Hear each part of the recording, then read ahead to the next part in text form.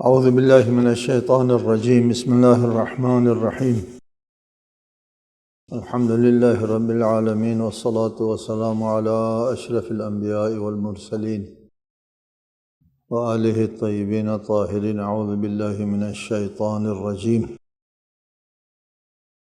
ومن یقل منہم انی الہ من دونہ فذلک نجزیہ جہنم کذلک نجزی الظالمین۔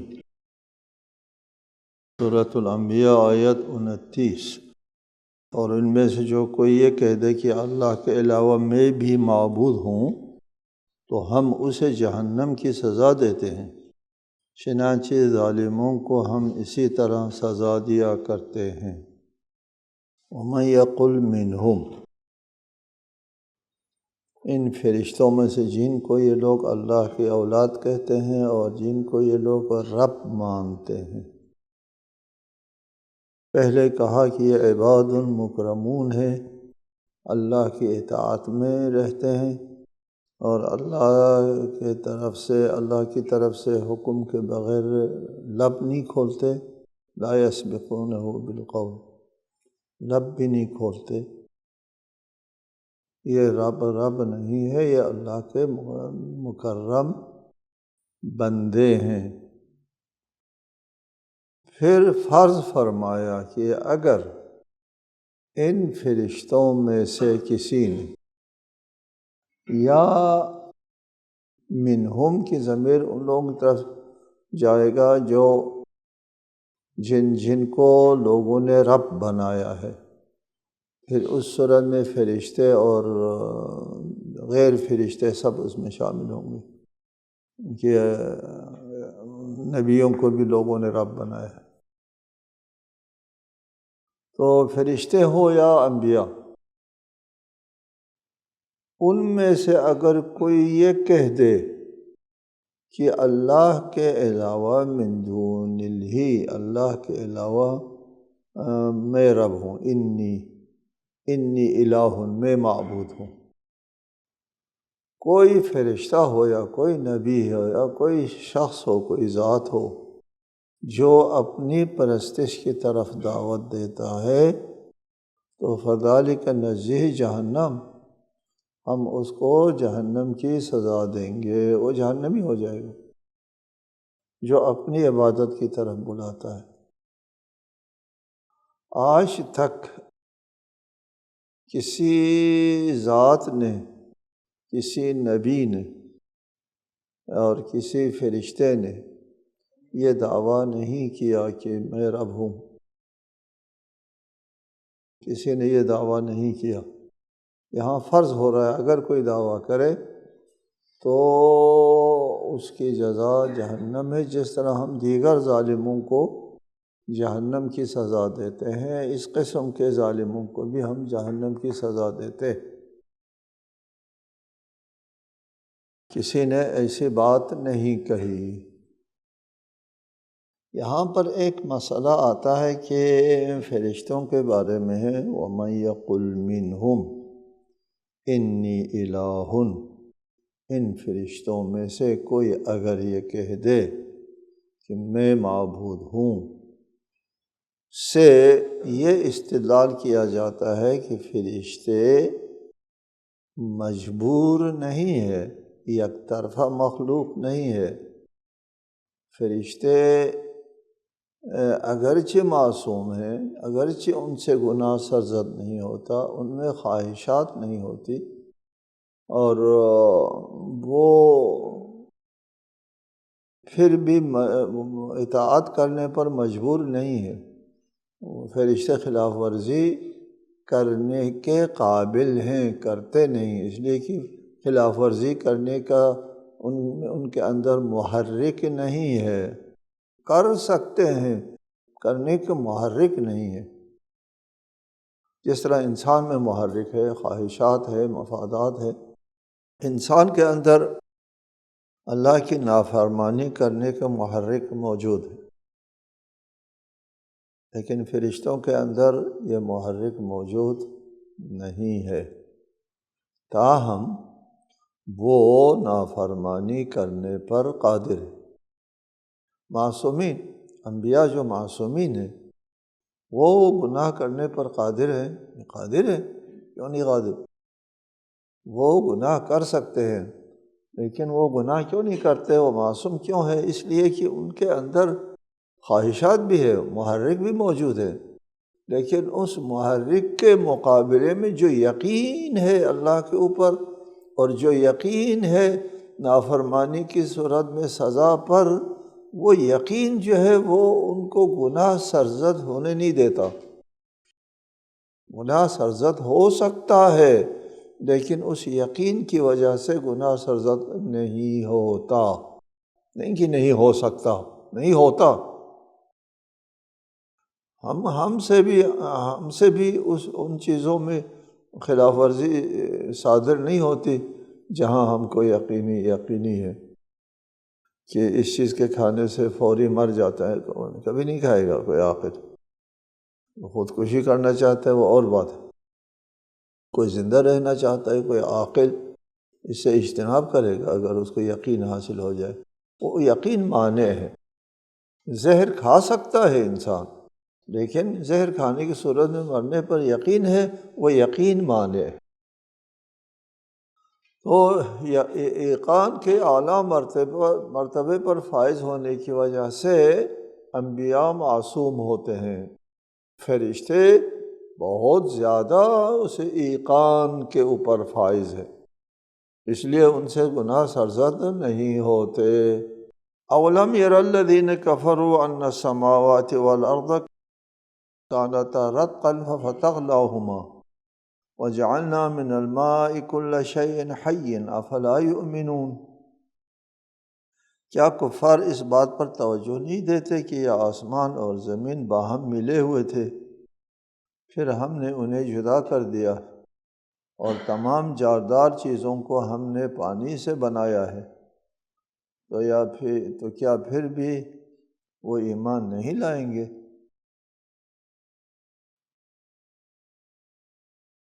کیا کفار نے یہ بات نہیں دیکھی؟ اولم یر الذین کفروا، کیا کافروں نے یہ نہیں دیکھا؟ کیا نہیں دیکھا؟ کہ آسمان جو ہے وہ باہم ملے ہوئے تھے، اور زمین بھی، پھر ففتقناہما، ہم نے انہیں جدائی ڈالی۔ یہ آیت بھی تفسیر طلب آیت ہے کہ کیا کافروں نے نہیں دیکھا کہ سماوات، آسمان جو ہے وہ ملے ہوئے تھے، والارض، زمین کے ساتھ ملے ہوئے تھے، آسمان اور زمین کے ساتھ ملے ہوئے تھے، یا آسمان ملے ہوئے تھے زمین ملے ہوئے تھے، ففتقناہما، دونوں کو ہم نے فتق کیا، شگافتہ کیا یا جدا کیا۔ دو باتیں ہیں، آسمان زمین ملے ہوئے تھے، یا آسمان اپنی جگہ ملے ہوئے زمین میں سے کل من السماء والارض ملے ہوئے تھے، ففتقناہما، ہم نے ان میں شگاف ڈال دیا۔ کون سی بات درست ہے؟ آسمان زمین ملے ہوئے تھے، یا آسمان اور زمین میں سے ہر ایک اپنی جگہ ملے ہوئے؟ ہم پہلی بات پر آتے ہیں کہ آسمان اور زمین دونوں ملے ہوئے تھے۔ اس پر وہ ہے مفروضے ہیں، ظن و تخمین ہے، نظریات ہے لوگوں کے، ظن و تخمین اور گمان ہے کہ ایک گمان اور ظن و تخمین یہ ہے کہ آسمان اور زمین جو ہے وہ ملے ہوئے تھے شروع میں، اور پھر اللہ تعالیٰ نے ان کو جدا کر کے 7 آسمان اور 7 زمین بنا دی۔ ایک تفسیر۔ دوسری تفسیر یہ ہے آسمان اور زمین جو ہے وہ دونوں ایک کرے کی شکل میں تھا، وہاں دھماکہ سا ہو گیا، اور پھر اس دھماکے سے منفجر ہو کر کے مختلف کرات جو ہے وہ بن گئے، اور زمین جو ہے وہ وجود میں آ گئی، اور وہ آسمان۔ اس طرح آسمان اور زمین جو ہے وہ ملے ہوئے تھے، ایک دھماکے کی صورت میں یہ جدا ہو گئے۔ تیسری تفسیر یہ ہے کہ آسمان و زمین سب ایک قسم کے عنصر سے پیدا ہوئے، عناصر سے پیدا ہوئے ہیں۔ پہلے آسمان و زمین کے بننے سے پہلے صحابیے کی شکل میں، قرآن کہتا ہے دعا کی شکل میں آسمان اور زمین جو ہے وہ یکجا تھے، جدا مشخص نہیں تھے۔ دخان کی شکل میں، دھوئیں کی شکل میں، یا صحابیے کہتے ہیں اس کی شکل میں، اور پھر بعد میں یہ جدا ہو گئے۔ وہ صحابیے جو ہے، وہ دھواں جو ہے وہ سمٹ کر کے کچھ زمین کچھ آسمان بن گئے۔ چوتھی تفسیر یہ ہے کہ کائنات جو ہے وہ ایک نقطے سے شروع ہو گیا، ایک نقطہ تھا، وہ نقطہ جو ہے وہ منفجر ہوتا ہے، پھر کائنات وجود میں آ گئی۔ فاطر السماوات، فطرہ شگافتہ کرنے کہتے ہیں، آسمان اور زمینوں کا شگافتہ کرنے والا اللہ تعالیٰ، اس کا مطلب یہ ہے۔ یہ سب تھیوری ہے، حقیقت پر مبنی نہیں ہے۔ قرآن کی تفسیر ہم ان نظریات کے ساتھ نہیں کر سکتے۔ نہ ہم کہہ سکتے ہیں کہ وہ صحابیے، وہ دخان ایک ہی مادہ اور پھر جدا ہو گئے، نہ کہہ سکتے ہیں دھماکے سے جدا ہو گئے، نہ کہہ سکتے ہیں سب ایک ہی عناصر ہے، اور زمین کا عنصر آسمانوں میں موجود جو کرات ہے ان سب کا عنصر ایک ہے۔ ان میں سے کسی نظریے کو ہم قبول نہیں کر سکتے۔ اس لیے ہمیشہ ہم قرآن کی تفسیر سائنسی نظریات کے ساتھ نہیں کرتے، سخت ہم اس بات کے مخالف ہیں۔ سائنسی نظریات کے ساتھ قرآن کی تفسیر نہیں کرتے۔ کیوں؟ اس لیے کہ سائنسی نظریات تمام کے تمام تھیوری ہے، مفروضے ہیں، بدل سکتے ہیں۔ قرآنی تعلیمات حقائق پر مبنی ہے، ناقابل تغیر و تبدیل۔ لہٰذا سائنس کے تحت آپ تفسیر کریں گے تو کل جو اس کا نظریہ بدل جائے گا، آپ قرآن کو بھی سائنس کے پیچھے پیچھے بدلتے جائیں۔ یہ کچھ لوگوں نے ایسا کیا ہے، وہ بہت سخت غلطی کے اوپر ہیں۔ وہ سائنسی نظریات کے تحت ہم قرآن کی تفسیر نہیں کرتے۔ پھر آپ اس آیت کی کیا تفسیر کرتے ہیں؟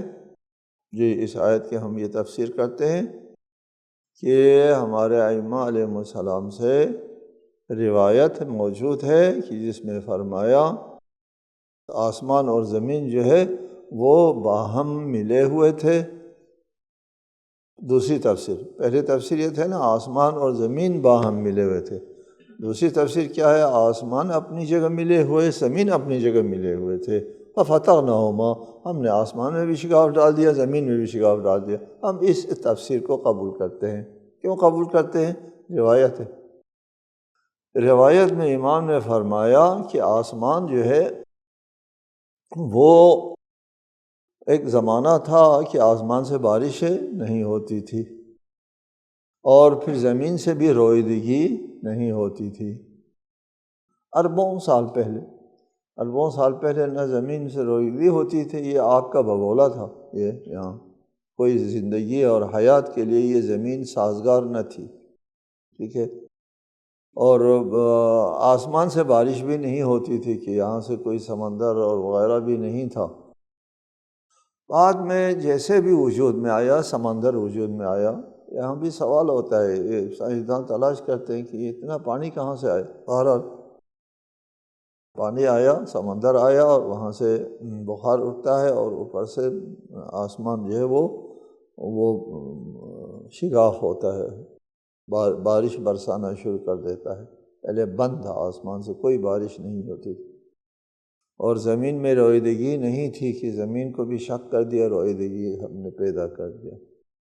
لہٰذا ہم یہ تفسیر اختیار کرتے ہیں کہ آسمان اور زمین میں سے ہر ایک بند تھے، رتق، اور آسمان اور زمین میں سے ہر ایک بند۔ یہاں سوال آتا ہے کہ حدیث میں ہے سما کا لفظ ہے، اور قرآن نے سماوات کا لفظ، سماوات کو ہم آفاق کے معنی میں لیتے ہیں، آفاق آسمان کے آفاق بند تھے، ففتقنا ہم نے ان کو کھول دیا، زمین بھی بند تھی، ففتقنا ہم نے اس زمین کو شگافتہ کر کے وہاں سے سبزہ اگا دیا۔ قرآن کا یہ کہنا کہ اولم یر الذین کفروا، ان کافروں نے نہیں دیکھا، کافروں نے نہیں دیکھا کہنا، یہ اس بات کی دلیل ہے کہ یہ کافروں کے دیکھنے میں ہے چیز۔ کافر دیکھ رہے ہیں آسمان سے بارش ہے اور زمین سے روئیدگی ہے، زمین بھی کشادہ ہے، آسمان بھی کشادہ ہے۔ اللہ تعالیٰ یہ فرماتا ہے کہ پہلے یہ حالت نہیں تھی، ہم نے کیا ہے یہ کام، یہ ہم مدبر ہے، تمہارے زندگی چلانے والے ہم ہیں۔ پہلے آسمان سے بارش نہیں ہوتی تھی، زمین سے روئیدگی نہیں ہوتی تھی، یہ کام ہم نے کیا ہے۔ یہ کیا کافر لوگ نہیں دیکھتے کہ زمین سے روئیدگی ہو رہی ہے، آسمان سے بارش برس رہی ہے؟ وہ جو سائنسی نظریات جو کہتے ہیں وہ کافر اس کو دیکھنے اور سمجھنے کے قابل نہیں، ان کے لیے یہ نہیں کہہ سکتا اولم یر الذین کفروا، کیا کافر لوگوں نے نہیں دیکھا کہ آسمان و زمین صحابیہ کی شکل میں تھے اور پھر جدا ہو گئے، یا انفجار کی شکل میں، یا عناصر ایک تھے جدا۔ یہ اولم یر الذین کفروا نہیں ہے، کافر لوگ اس چیز کو نہیں دیکھ پاتے۔ کافروں کے لیے دیکھنے اور محسوس ہونے والی چیز زمین کا شق ہونا اور آسمان کا شق ہونا، یعنی بارش برسنا، جیسے حدیث میں فرمایا ہے۔ ہم آیت کی یہ تفسیر کرتے ہیں، فَفَتَقْنَاهُمَا وَجَعَلْنَا مِنَ الْمَاءِ كُلَّ شَيْءٍ حَيٍّ أَفَلَا يُؤْمِنُونَ۔ دیکھو یہ دلیل ہے اس تفسیر کے اوپر، آیت کا یہ حصہ اس تفسیر پر دلیل ہے کہ فتق سے مراد آسمان اور زمین کا باہم ملا ہوا ہو اور دونوں کو جدا کیا ہو نہیں ہے، لیکن فتق سے مراد آسمان کو بھی شگافتہ کیا اور زمین کو بھی شگافتہ کرنا جو ہے وہ دلیل ہے۔ آگے فرمایا وَجَعَلْنَا مِنَ الْمَاءِ كُلَّ شَيْءٍ حَيٍّ، ہر زندہ جاندار چیزوں کو ہم نے پانی سے بنایا ہے، ہر جاندار چیزوں کو ہم نے پانی سے بنایا ہے۔ پانی جو ہے وہ ہر ذی روح کے وجود اور بقا دونوں کے لیے اہم ترین عنصر ہے۔ ہم وجود کے لیے بھی اور ہم بقا کے لیے بھی اہم ترین عنصر پانی ہے، اور ہر زندہ چیز کو اللہ تعالیٰ نے پانی سے بنایا ہے۔ ابتدائی خلقت، ابتدائی آفرینش زمین میں وہ پانی سے شروع ہو گئی، ابتدائی آفرینش جو ہے وہ پانی سے شروع ہو گئی ہے، اور انسان ہے یا حیوانات ہے، اس میں سب سے زیادہ عناصر میں سب سے زیادہ مقدار پانی کا ہوتا ہے۔ دوسرے آیت میں اللہ تعالیٰ نے فرمایا کہ ہم نے ہر زمین پر رینگنے والے کو پانی سے خلق کیا ہے، پانی سے خلق کیا ہے۔ پانی جو ہے وہ مبدأ حیات ہے، منبع حیات ہے، سرچشمہ حیات ہے۔ زمین پر زندگی جو ہے وہ پانی کے ذریعے وجود میں آ گئی ہے، زندگی زمین پر پانی کے ذریعے وجود میں آ گئی ہے۔ ہر کل شیء حی، یعنی حیات کو ہم نے پانی کے ذریعے پیدا کیا ہے، حیات کو پانی کے ذریعے ہم نے پیدا کیا ہے۔ ایک مسئلہ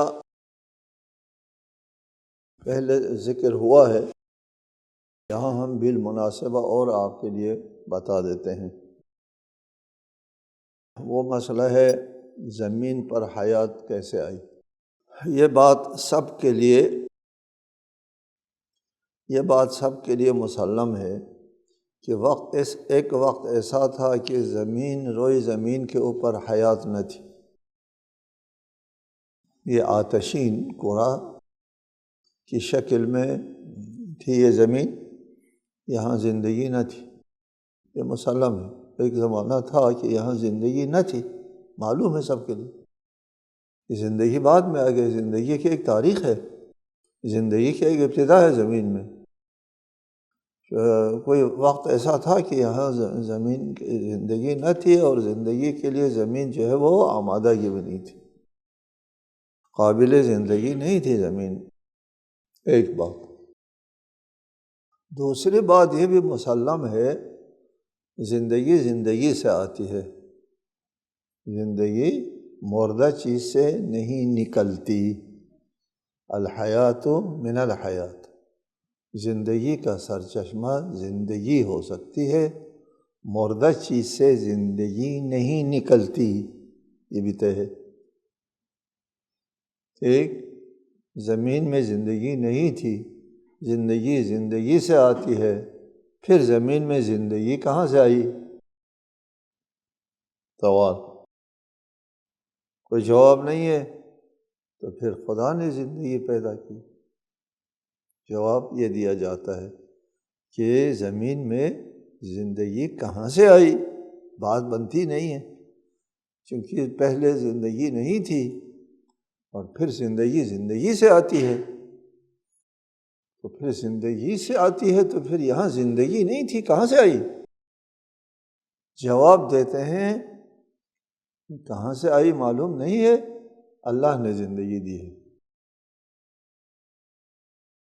ہمارے محققین کہتے ہیں یہ جواب درست نہیں ہے، ٹھیک ہے اللہ نے زندگی دی ہے، لیکن اللہ کو مجہولات کی جگہ پر رکھنا، چونکہ آپ کو پتہ نہیں چلا کہ زندگی کہاں سے آئی ہے، پتہ نہیں چلا، اس کی جگہ آپ نے اللہ کو رکھ دیا، یہ صحیح نہیں ہے، یہ طریقہ صحیح نہیں ہے۔ ماضی میں بھی بہت سے لوگوں نے اپنے مجہولات کی جگہ اللہ کو رکھ دیا کرتے تھے، بعد میں جب معلوم ہو گیا تو کیا پھر اللہ کی ضرورت نہیں ہے؟ ٹھیک ہے، آپ کو جب پتہ نہیں چلتا ہے کہ زمین میں حیات کیسے وجود میں آئی، نہیں پتہ چل رہا نا کہ حیات سے آتی ہے، تو یہ حیات تو تھی نہیں یہاں، تو پھر کہاں سے زندگی آئی؟ اللہ نے پیدا کر دی۔ کہاں سے زندگی آئی آپ کو پتہ نہیں چلا، جب آپ کو پتہ نہیں چلا اس جگہ آپ اللہ کو رکھ رہے ہیں، اپنے مجہولات کی جگہ اللہ کو رکھ رہے ہیں، یہ طریقہ استدلال صحیح نہیں، ٹھیک ہے۔ کیا کہنا چاہیے؟ یہ کہنا چاہیے کہ زمین پر پہلے زندگی نہیں تھی، اور بعد میں زندگی آئی، زندگی سے آتی ہے، اور زندگی سے آنے کا جو طریقہ ہے وہ ہم کو معلوم نہیں ہے۔ بات میں لوگوں نے کسی حد تک یہ دعویٰ کیا ہے، سن 2000 میں دعویٰ کیا ہے کہ زندگی کا معمہ جو ایک معمہ بنا ہوا تھا لوگوں کے لیے کہ یہ زندگی کہاں سے آتی ہے۔ جب یہ بات طے ہے کہ زندگی سے آ سکتی ہے، مردے سے زندگی نہیں آتی، تو پھر یہ زندگی یہاں کہاں سے آ گئی؟ ایک سربستہ راز تھا اور ایک معمہ تھا۔ لوگوں نے کہا کہ زندگی جو ہے وہ انسانی سیل کے اندر جو ڈی این اے ہوتے ہیں، اس کے ڈی این اے میں 3 ارب سالمے جڑے ہوئے ہوتے ہیں، 3 ارب سالمے، یہ 3 ارب سالمے باہم مربوط منظم طریقے سے مربوط اور منظم طریقے سے، اندھادھند نہیں، ایک نظام کے تحت 3 ارب سالمے جڑتے ہیں تو زندگی کی کرنٹ آ جاتی ہے۔ یہاں تک سربستہ معلومات، ایک اجمالی معلومات، ان چیزوں کے آپس میں ملنے سے زندگی وجود میں آتی ہے۔ ان 3 ارب سال میں آپس میں جڑنے سے، ایک منظم طریقے سے، ٹھیک ہے۔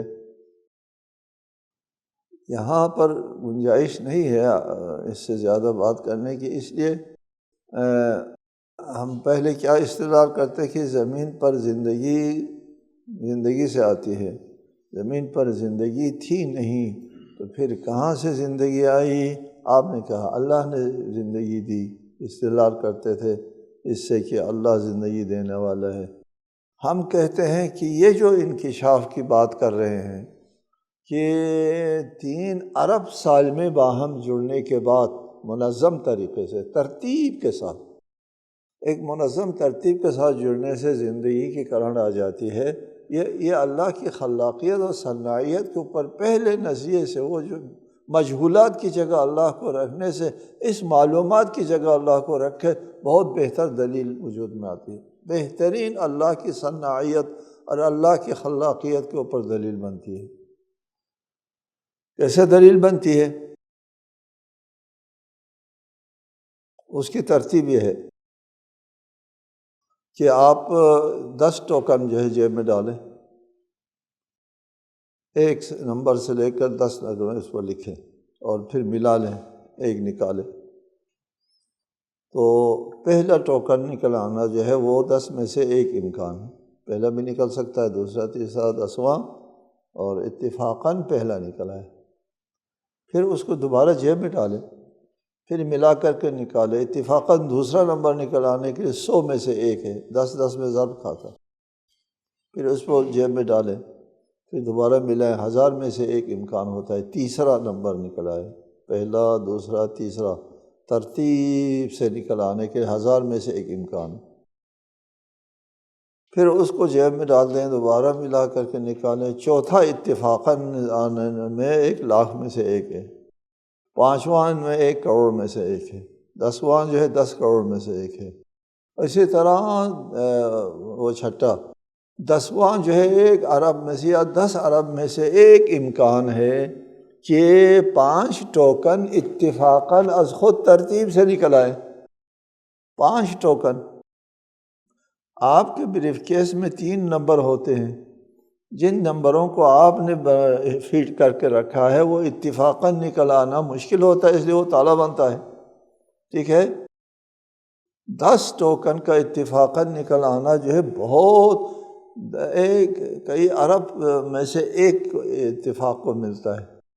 اگر یہ ٹوکن 10 نہیں ہے، 10,000 بھی نہیں ہے، 10,00,000 بھی نہیں ہے، 10 کروڑ بھی نہیں ہے، 3 ارب ہے، ارب، 3 ارب ٹوکنز ترتیب میں رکھنے سے زندگی آتی ہے، یہ اتفاقاً ہو سکتا ہے۔ یار 10 ٹوکن اتفاقاً نہیں آ سکتے ترتیب کے ساتھ، اور یہ 3 ارب اتفاقاً ترتیب کے ساتھ آئیں گے، ممکن نہیں ہے۔ لہٰذا یہ اللہ تعالیٰ کی خلاقیت کے اوپر بہترین دلیل ہے۔ یہ جو لوگوں نے کہا ہے، ہم بھی نہیں کہتے کہ یہ آخری بات ہے، یہ بھی ایک تھیوری ہے، اس میں بھی تبدیلی آ سکتی ہے، لیکن یہ تھیوری بفرض تھیوری ایک مفروضے کے طور پر اگر یہ مفروضہ تسلیم کر لیا جائے تو اللہ کی خلاقیت اور صنعیت کے اوپر بہت بہترین دلیل بنتی ہے۔ السلام علیکم ورحمۃ اللہ وبرکاتہ۔